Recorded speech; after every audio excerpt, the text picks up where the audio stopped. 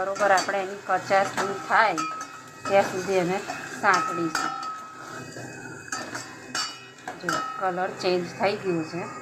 હવે આપણે એને થોડી વાર રહી અને પછી આપણે આ લીલું લસણ નાખીશું.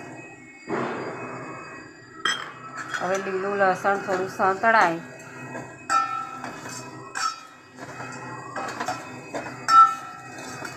ત્યાં સુધી આપણે એને સાંતળીશું. લીલું લસણ